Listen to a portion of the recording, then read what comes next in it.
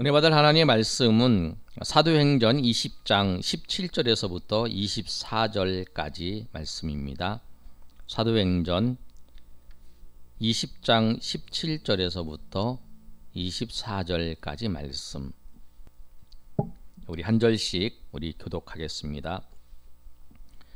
바울이 밀레도에서 사람을 에베소로 보내어 교회 장로들을 청하니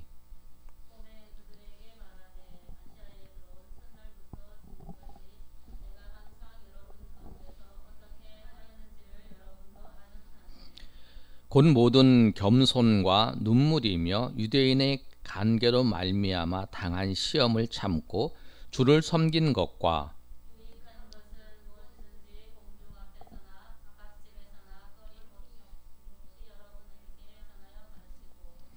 유대인과 헬라인들에게 하나님께 대한 회개와 우리 주 예수 그리스도께 대한 믿음을 증언한 것이라.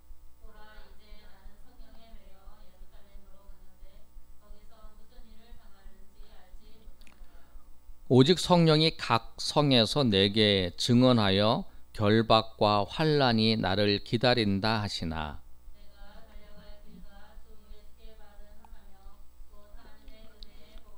증언하는 일을 마치려 하면은 나의 생명조차 조금도 귀한 것으로 여기지 아니하노라. 아멘. 바울 사도가 그 에베소 장로들을 밀레도에서 불렀어요. 3차 조형도 여행을 마치면서 이제 예루살렘으로 떠나기 전에 바울 사도가 밀레도에 있는 장로들을 불러서 그 장로들에게 설교를 하는 그 내용입니다. 그 내용을 보면 바울이 뭐라고 말씀하고 있냐면, 인생의 목표가, 오늘 말씀의 제목이 뭐냐면 인생의 목표가 명확한, 인생의 목표를 정하라. 근데 오늘 바울 사도는 인생의 목표가 명확했어요. 근데 사람들을 보면 세 종류의 사람이 있어요. 첫 번째는 어떤 사람이냐면 이룰 수 없는 목표가 있는 사람이 있어요. 목표는 있는데 이룰 수 없는 목표. 그런데 그것을 이루기 위해서 노력하다가 좌절을 하는 사람이. 또 한 사람의 경우는 뭐냐면 목표가 없는 사람이에요. 의욕도 없이 그냥 삶을 살아가는데 삶을 낭비하면서 그냥 시간만 흘러가도록 그런 삶을 살아가는 사람이에요. 그런데 또 한 사람은 어떤 사람이냐면 정확한 목표가 있어요. 정확한 인생의 목표가 있고 자기 삶을 그 목표를 향해서 걸어가는 사람이에요. 다른 어떤 견눌질도 하지 않고 오직 자기의 페이스에 맞게 목표를 따라서 걸어가는 사람. 오늘 바울 사도는 그런 사람입니다. 여러분에게도 목표가 있나요? 내 삶의 목표가 무엇입니까? 내가 인생을 살아가는 목표. 누구나 하나님께서는 우리에게 다 목표를 주셨어요. 근데 그 목표가 뭐냐면 오늘 바울 사도를 통해서 말씀하시고 있는 그 내용이 뭐냐면 우리를 통해서 복음을 전하는 거예요. 우리를 통해서 주 예수 그리스도를 증거하는 일. 이거는 목회자나 집사님이나 청년이나 누구나 관계없이 모든 예수 믿는 모든 사람에게 주님께서 우리에게 주신 사명이고 주님께서 우리에게 주신 명령이에요. 지난 주일날 말씀에 제자도의 첫 번째가 전적 위탁이라고, 그 다음에가 뭐냐면 증인이라고 말씀드렸잖아요. 그 증인의 사명은 다 우리에게 주신 거예요. 근데 오늘 바울 사도가 그 사역을 감당하면서 어떠한 태도로 그가 에베소에서 사역을 했는지 오늘 본문의 말씀을 통해서 계속적으로 말씀하고 있어요. 바울 사도가 교회에서 자기가 사역을 했는데 어떻게 사역을 했냐면 18절과 19절의 말씀을 통해서 말씀하고 있어요. 오매 청년 장로들이 왔을 때에 그들에게 말하되 아시아에서 들어온 첫날부터 지금까지 내가 항상 여러분 가운데에서 어떻게 행하였는지를 여러분도 아는 바다. 이렇게 말씀해요. 아는 바다. 여러분이 에베소의 장로들이 있는데 장로들이 그 밀레도에 모였을 때 그 이곳에 아시아에 이제 세 번째 이제 전도 여행을 해서 아시아에 들어와서 복음을 전하는 모든 것을 다 받지 않느냐. 근데 봤을 때에 내가 어떻게 했냐면 19절에 있는 말씀처럼 모든 겸손과 그다음에 눈물과 그리고 유대인의 간교로 말미암아 시험을 참고 주를 섬긴 것 그렇게 그런 사역을 했다라는 거예요. 사역을 할 때에 어떻게 했냐면 겸손하게 또 눈물을 흘리면서 사역을 했고 시험을 견디면서 그 주를 섬겼다라는 거예요.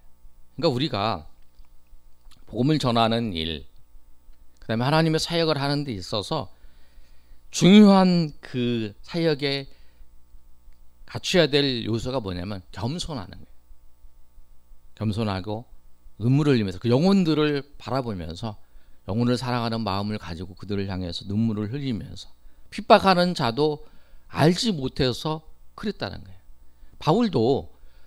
바울도 지금은 그 헛된 목표를 가지고 살지 않고 지금은 예수님을 전하는 걸 자기 목표로 삼았잖아요. 그런데 바울도 그전에는 예수님을 핍박하며 교회를 핍박하는 그 일의 목표를 두고 살았던 사람이었어요. 지금은 참된 목표를 발견하고 그 목표를 따라서 자기의 모든 것을 들여서 그 하나님 앞에 그 일을 감당하고 있는 모습이에요.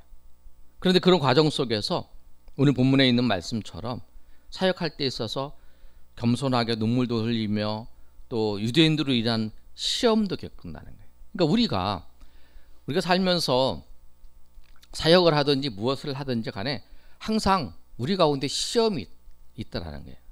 제가 요새 올해 들어서 강조하는 게 있잖아요. 세 가지를 강조해요. 우리가 말씀과 기도를 기본인 거 누군지 다 알아요. 그러나 말씀과 기도가 정말 저 사람이 말씀을 중심으로 살아가는 사람이고 저 사람이 정말 하나님 앞에 기도하며 살아가는 사람인가를 드러내는 사건이 뭐냐면 시험이라는 거예요. 그 시험을 통해서 정말 저 사람이 말씀대로 살으려고 하는 사람이고 정말 저 사람이 하나님 앞에 기도하는 사람인가. 저 사람이 믿음이 있는 것 같지만 정말 어려운 일이 닥쳤을 때에 기도의 자리에 나오지 못하는 사람이 있잖아요. 어떤 사람은 저 사람은 정말 말씀도 잘 알고 그 말씀도 잘 암송도 하고 말씀도 잘 알고 다 알아요. 그런데 정말 시험이 그 어려운 문제가 닥쳤을 때에 그 말씀대로 살지 못하고 말씀대로 행동하지 못하고 말씀과 멀어져서 다르게 세상 사람과 똑같이 행동하는 사람 있잖아요. 그런 걸 봤을 때에 우리의 신앙의 모습은 시험이라고 하는 것을 통해서 우리의 믿음, 우리의 신앙의 말씀으로 살고 있는지 정말 하나님을 의지하면서 기도하며 살고 있는 것이 드러나잖아요. 그러면서 내가 이 시험을 통해서 내가 얼마나 연약한 존재인가. 내가 정말 하나님을 의지하고 하나님을 바라본다고 말을 하면서 실상은 어떤 시험이 닥쳤을 때에 오히려 다른 것을 의지하고 있는 나를 발견하고 나를 다시 한번 추스리고 내가 정말 하나님을 의지하는 그 믿음의 모습으로 나가야 되겠다라고 결단할 수 있는 그 과정이 뭐냐면 시험이라는 거예요. 시험이라는 그 사건이 우리 가운데 닥쳐왔을 때에 우리가 하나님의 사람들은 더 하나님과 가까이 나가는 거죠. 그래서 시편 기자는 그렇게 고백을 하는 거예요. 고난이 내게 유익이다. 내가 고난을 통해서 주의 율례를 배웠고 내가 고난을 통해서 하나님을 더 알게 되었고 내 고난을 통해서 하나님께 더 가까이 가게 되었고 그 고난으로 말미암아 내 삶이 하나님의 은혜가 무엇인지를 알고 하나님의 인도하심이 무엇인지를 알게 되었다라고 고백을 하는 거예요. 바울 사도도 그런 하나님의 일을 하는 과정 속에서 그러한 일들을 겪었다라는 거예요. 그것들을 다 이 에베소에 있는 그 장로들이 그 사건들을 다 경험하는 거예요. 그런데 이 눈물로써 또 겸손하게 시험을 당한 일을 참고 견디면서 그 했던 그 이유가 뭐냐면 20절에 있는 말씀이에요. 시험을 참고 또 눈물로써 그 겸손하게 섬겼던 이유가 뭐냐면 20절에 있는 말씀, 그 말씀이에요. 20절 한번 읽어볼까요? 시작. 유익한 것은 무엇이든지 각 집에서나 꺼리낌 없이 여러분에게 전하여 가르치고 21절까지 시작. 유대인과 헬라인들에게 하나님께 대한 회개와 우리 주 예수 그리스도에 대한 믿음을 증언한 것이라. 그 이유가 뭐냐면 헬라인이나 그 유대인이나 이방인이나 다 누구에게나 하나님의 말씀 예수 그리스도를 전하기 위해서 그랬다라는 거예요. 예수 그리스도를 그에 대한 믿음을 그들에게 증언하기 위해서 그 환난을 그 시험을 참고 그 눈물 그 다음에 그 고통스러웠던 일을 참고 그 일을 행한다는 거예요. 그러니까 바울은 지금 명확하게 자기의 그 걸어갈 목표가 있는 거예요. 그러니까 목표를 향해서 그 목표가 명확한 목표를 가지고 걸어가는데 그 과정 속에서 눈물을 흘리는 경우도 있고 또 그것 때문에 어려운 일도 있지만 그거 상관없이 이 명확한 목표를 알기 때문에 그것을 가지고 그것 때문에 흔들리지 아니하고 그 길을 한 걸음 한 걸음씩 걸어가고 있는 그런 모습이라는 거예요. 그러니까 목표가 명확해야 돼요. 그러니까 여러분의 삶의 목표도 명확해야 된다는 거예요. 우리 공기설 집사님도 명확해야 돼요. 목표가. 목표가 뭐냐면 우리의 목표는 예수님을 전하는 거예요.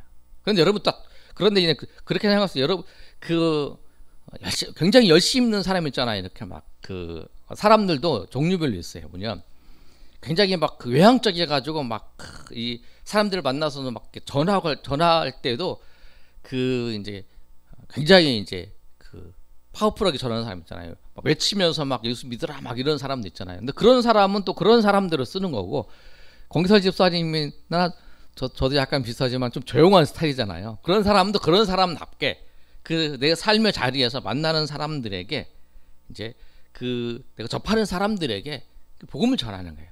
방법은 다 다른 거죠. 하나님께서 다 똑같은 방법으로 하나님은 사용하지 않으세요. 바울 사도와 같이 사역을 같이 하는 사람들 보면 디도도 다르고 디모데도 다르고 아리스도 다르고 다 달라요. 제가 이번에 요새 우리 새벽마다 사도행전을 좀 보고 있어요. 그래서 수요일 날도 사도행전을 이제 이어서 이렇게 보는 건데 거기 보면은 한 사람을 찾았는데 그 사람이 누구냐면 아리스다고라는 그 데살로니가에 있는 사람이 있는데 이 사람은 항상 이 바울 사도와 항상 같이 다녔어요. 이 감옥에도 같이 있었고 또 모든 사역할 때 같이 있어요. 그러나 디모데나 디도는 디도 같은 경우는 문제가 있을 때 고린도 교회에 보내서 문제를 해결하고 또 그레데 지역에 보내서 문제를 해결하고 이런 사람이었지만 이 아리스도는 항상 같이 있었던 사람이라는 거예요. 그러니까 사람마다 다 쓰임 받는 게 다르다는 거예요. 그러니까 우리가 목표는 똑같고 그렇지만 내가 하나님 앞에 쓰임 받는 그 방법은 다 다른 거예요. 그러나 목표는 우리가 분명히 우리의 목표는 주 예수 그리스도를 전하는 거예요. 그게 제일 먼저의 그 목표고 우리 우선순위가 되는 거예요. 학생들도 오늘 수요일날 인터넷으로 들어왔는데 여러분이 학교에 가서 공부하고 직장을 먹고 하는 모든 것도 뭐냐면 직장을 생활을 하는 거지만 예수님을 전하기 위해서예요. 직장에 가서 예수님 전하고 또 캠퍼스에서 학교에서 예수님 전하고 여러분 만나는 사람을 통해서 예수님을 전하는 거예요. 친구를 통해서 예수님을 전하는 거예요. 당장 교회를 나오라고 하는 게 아니라 예수님을 전하는 게 우리가 해야 될 사명이라는 거예요. 예수님을 전하는 거. 그가 예수님을 믿고 구원받는 거, 예수님 믿고 구원받아야 되는 거, 그것이 우리가 전해야 되는 거예요. 그래서 사도행전에 보면은 예수님의 제자들이 예수님이 그리스도이신 것을 날마다 전했다라고 말씀하고 있는 것처럼 그것이 변함이 없잖아요.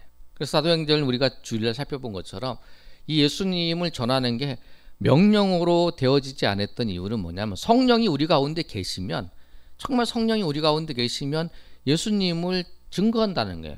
성령은 말씀을 증거할 뿐만 아니라 예수님을 증거하는 거예요. 정말 성령께서 우리 가운데 계시고 성령이 충만하면 이 성령의 충만이 넘침을 통해서 그들이 성령이 충만했을 때에 행했던 일들이 뭐냐면 그들이 뭐 전도하라고 말하지 않아도 초대교회에 제일 열심히 냈던 게 전도하고, 그들이 열심히 냈던 게 또 하나가 모이는 거였다라는 거예요. 모이라 얘기하지 않아도 모이고, 그들이 전도하라고 얘기 안 해도, 명령을 안 하셔도 전도했다라는 거예요. 그래서 초대교회에 우리가 신약 성경을 보면 전도하라는 명령이 없었던 이유는, 많지 않았던 이유는 뭐냐면, 성령이 충만하고 성령이 그 가운데 계시면 성령께서 우리로 하여금 당연하게 본능적으로 예수님을 증거하는 마음을 주시고 또 증거하게 하시기 때문에 그 명령이 많지 않은 것처럼 느껴진다는 거예요. 그다음 본능적인 거, 우리가 밥을 먹는 것이 주일날 말씀드렸잖아요. 밥을 먹으면 배고프면 밥을 먹는 것처럼 성령이 우리 가운데 계시고 또 성령이 충만해지면, 우리가 성령의 은혜를 받으면 우리가 복음을 전하는 게 당연한 거라는 거예요. 그래서 그 사명을 이제 바울은 알게 된 거예요. 그러면서 이제 지금까지 했던 그 사역이 그렇게 했다라고 하면서, 그 다음에 이제 바울이 뭐라고 말씀하냐면, 앞으로 이제 예루살렘에 가서 있어야 될 그 사건들에 대해서 말씀을 하고 있어요. 22절에 뭐라고 말씀하냐면, 22절의 말씀을 보면, 보라, 이제 나는 성령에 매여 예루살렘으로 가는데 거기서 무슨 일을 당할는지 알지 못하노라. 그러니까 내가 저기 예루살렘에 가는데, 예루살렘에 가서 어떤 일을 당할 것인가를 알지 못한다는 거예요. 그런데 아는 것이 뭐냐면 23절 한번 읽어볼까요? 23절 시작.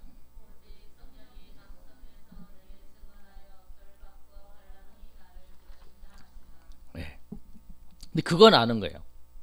예루살렘으로 가는데 어떤 일을 당할지는 몰라요.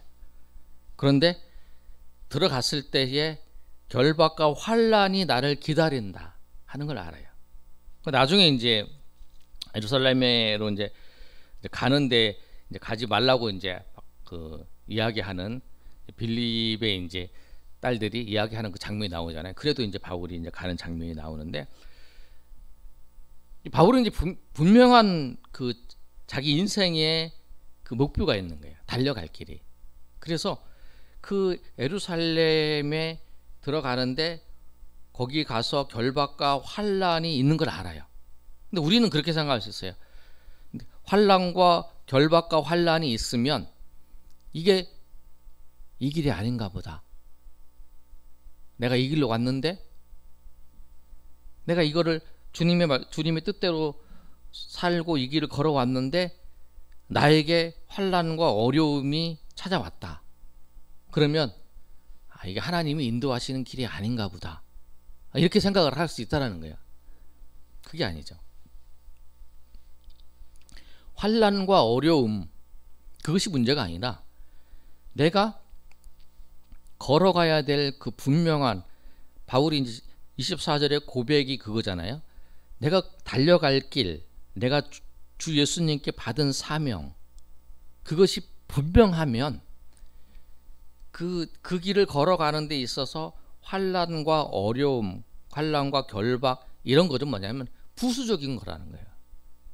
그것 때문에 내가 마음이 흔들리지 않고 그것 때문에 내가 괴로워하지 않는다는 거죠. 그래서 이제 바울은 결박과 환란이 나를 기다린다 하지만 이 고백을 이렇게 고백하잖아요. 24절의 고백 우리 한번 읽어보겠습니다. 시작.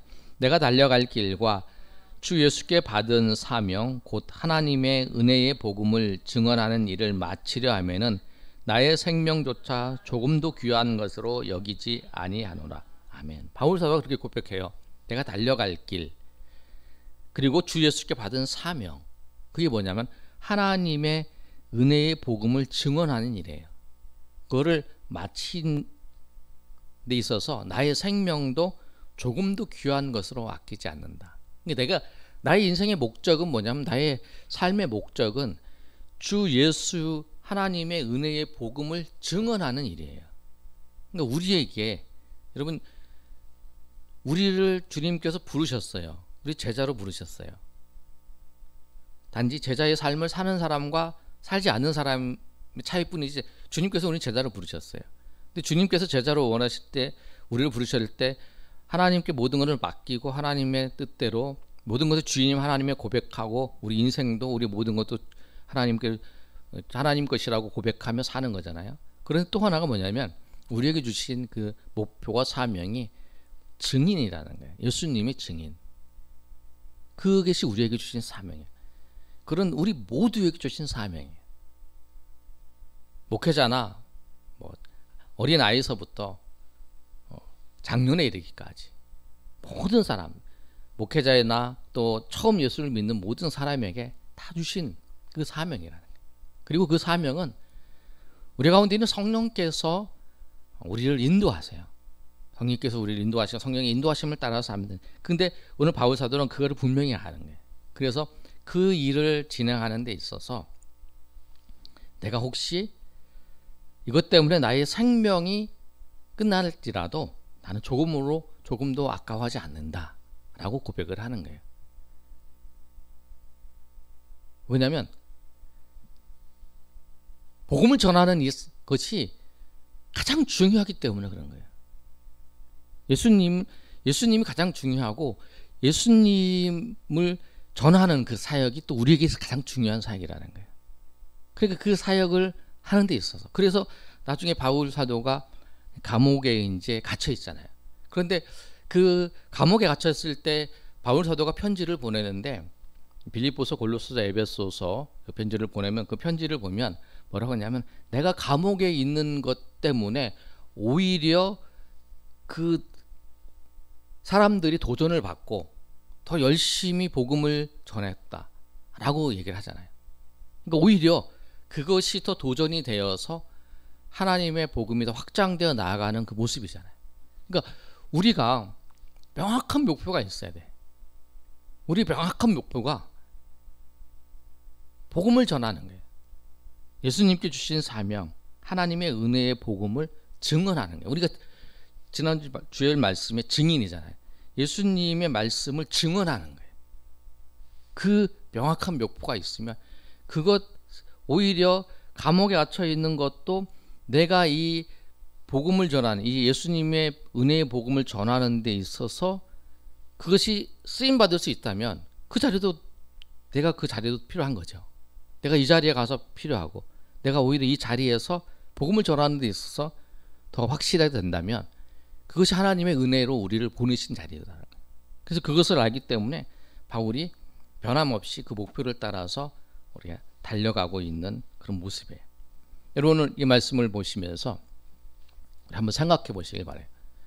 여러분의 인생에 그 명확한 목표가 무엇인가? 잘 사는 게 목표예요? 아니면 건강한 게 목표예요? 아니면 자녀들이 잘 되는 게 목표예요? 아니면 사업이 잘 되는 게 목표예요?